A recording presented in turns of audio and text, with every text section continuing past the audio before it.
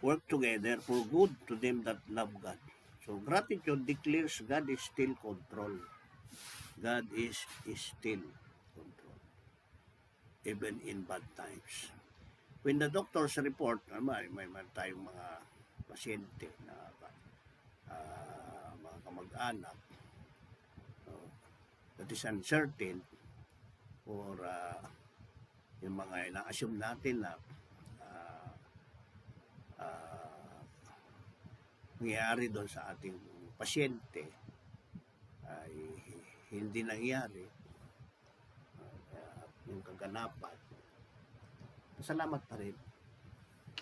Or when money is tight, wala tayong pera na sapat, or when relationships hurt, tayong relasyon sa ating partner or sa ating kapwa mananampalataya, sa ating mga anak, yan, yung kanilang pag-uugali, kanilang mga estilo ngayon ng kanilang pamumuhay, napakahirap na silang pasunurin. Anong gagawin natin? Magwawala at mananakit. No, lapit natin ito sa Panginoon at tayo ay binigyan tayo ng kalakasan mula sa Diyos. Sabi niya doon sa the joy of the Lord is my strength. Ang kalakasan, no, yung ating the joy of the Lord is yung tinatawag ano ang kaligayahan ng Panginoon sa buhay natin, na siyang kalakasan natin. So maraming pamilya na hirap kung paano i-giya yung mga anak at nararanasan po ng karamihan mga pasaway ay sa pamamagitan ng prayer na ipapakita naman ng testimony na mga ibang family, mga Christian family, na matitigas ang kanilang mga anak at minsan nisip natin na wala na silang pag-asang magbago, pero dahil because of prayer bumabalik sa Panginoon at nagiging nakakasama natin sila sa paglilingkod. So bilang mga karaniwang kabataan, bata, ay nakikita nila yung mga nangyayari sa buhay sa labas na sila parang bang yung parang nila yung parang isip nila na parang iba yung kanilang kalagayan sa mga ibang bata. Kaya minsan may rebellious sila. Rebellious heart, no? At ito po ay dahil sa mayroon tayong iba-ibang kahit na anak natin yan. So by prayer and fasting kung kailangan. At yun lang po pwede nating magawa. Hindi man natin pwedeng magwala tayo na magwala dyan. May ibang testimony tayo sa mga nakakakilala sa atin. Lalo tayo ay mga lingkod ng Panginoon. Tayo naglilingkod sa kanyang gawain. So minsan yung naglilingkod sa kanyang gawain, ito pa yung ito yung yung paborito ni Satanas na sirain. Kaya tayo ay magagamit yung temperance natin kung paano ay magdisiplina sa ating pamilya, sa ating mga anak. So yung pagiging pagpasalamat sa maliit at mga bagay na ating natatanggap, nararanasan, ay magiging ugali po yan. Motivate. Yan. So, minsan tayo po ay yung mga prayers natin, so, natingin natin ay hindi na tayo sinasagot. Yan. Thankful pa rin tayo. We have a thankful heart. So, God, you are still with me. And that is enough. Dapat ganun ang natin prinsipyo na ang Diyos nandyan natin kasama. So what is the first and second? Yung una, gratitude is our attitude and trust. Then number 2, gratitude is God's will for you. Ano yung gusto ng Panginoon sa atin? Maging mapagpasalamat. So, for this is the will of God in Christ Jesus concerning you. Amen? So, some people ask, what is God's will? Ano ba yung will ni God?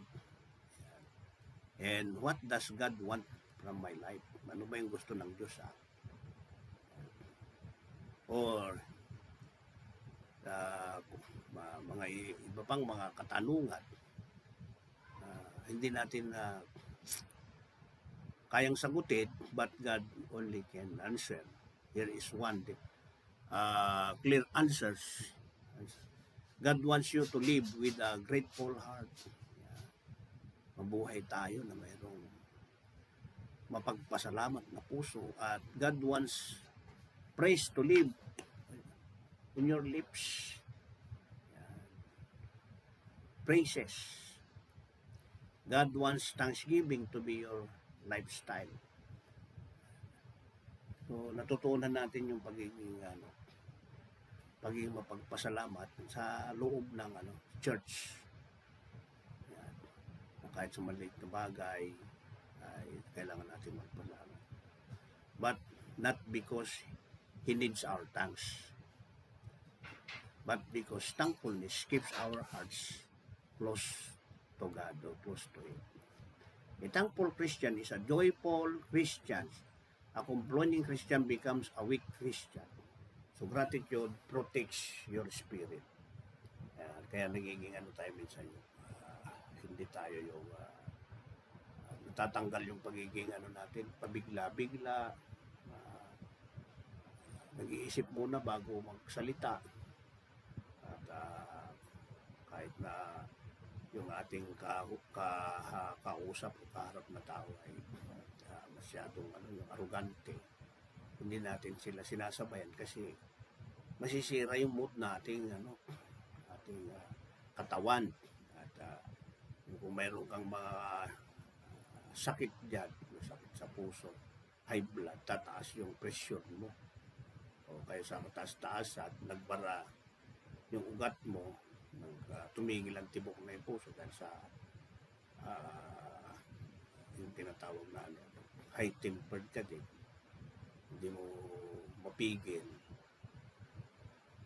ay delikado, mapapaga punta mo sa langit. Kaya minsan yung pag-uugali, minsan madadala rin natin yan sa kahit ay mga pastor sa pulpito, pagiging may mga pastor preacher minsan lager sa pulpito. Ang gusto ng Diyos, tayo po ay ang tawag doon, nagpapababa ng pressure natin is yung pagiging mapagpasalamat. Salamat Lord, binigyan mo ako ng ganitong klase ng miyembro at ako ay iyong tinitest mo yung aking temperance, ayan, yung aking ugali. Marami tayong pwedeng matutunan sa ministry. So what is point number 3? Gratitude changes how you see your situation. So makikita natin yung ating kalalagayan. So thanksgiving does not always change your situation immediately. Okay? So thanksgiving.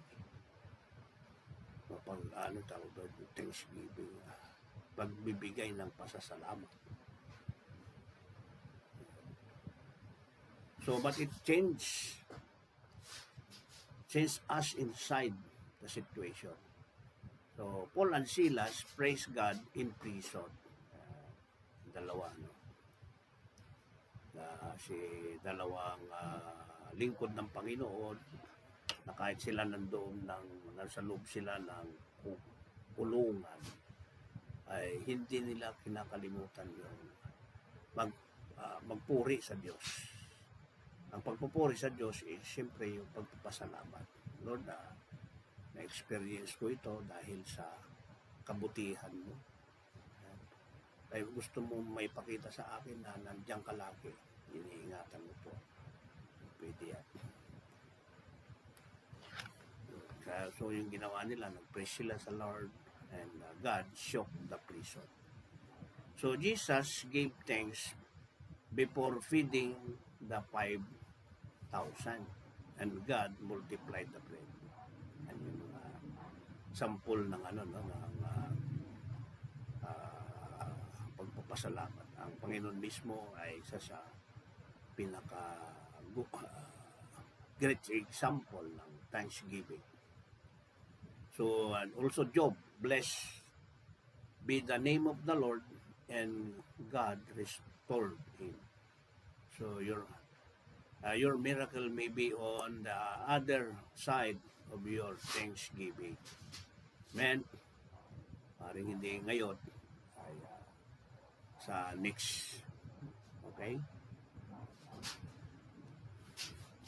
So gratitude turns worry into worship, and fear into faith, and pressure into praise. So when you thank God, is everything you are declaring, my God is bigger than my problem. Magandang prinsipyo dito. Na ating mga problema, mas malaki ang Diyos kaysa ating problema. Problema natin maliit lang. Okay? What is point number 4? We give thanks not for everything but in everything. Ulitin ko, point number 4. We give thanks not for everything but in everything. So some things that happen are painful and wrong. So God is not asking to be thankful for tragedy, sin, sickness, betrayal, and injustices. But He also asks you to be thankful in every situation, middle of it. Because He's still with us, and He still loves us. Amen? So, but He asks you to be thankful in the middle of it, because He will carry you through. He will still has a plan for you. Even in tears, we can whisper, Lord, I don't see the whole picture, but I trust you. So, call.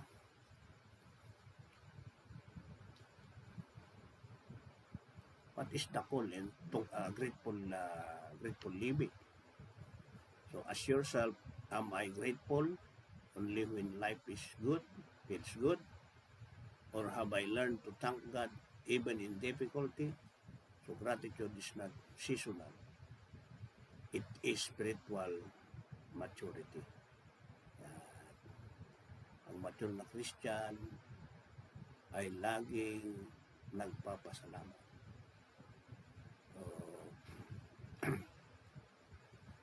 I encourage those who are here today, no matter what season you are in today, God sees us. God is with us, and God is working for us. And everything give thanks, because this is God's will, and God will always good. Amen? God is always good. So, tayo po ay mananalangin. Dakilang Diyos Ama, teach us to have a thankful heart, not only in blessing, but also in burdens, not only in sunshine, but also in storms. Help us trust that your will is good. Your plans are perfect, and your presence is enough. Lord, help us in endurance ng lahat po ng aming mga na-encounter dito sa ibabaw ng mundo. Lord, we pray for our missionaries. We pray ang aming mga pag-ugali this 2026. Baguhin mo po, Panginoon. For the sake of the ministry, because we are your ministers in this job of work, Panginoon. Bigyan mo po kami ng wisdom, knowledge, and more understanding upang masunod namin, Panginoon, yung will ninyo, hindi yung will namin. Lord, I pray for the peace of Jerusalem and salvation of the Jews and also to the Gentiles. And we pray for all these things in the name of our Lord Jesus Christ, the Messiah of Israel. Jesus Christ, our Lord and Savior. Amen. Amen. Thank you, and God bless you all.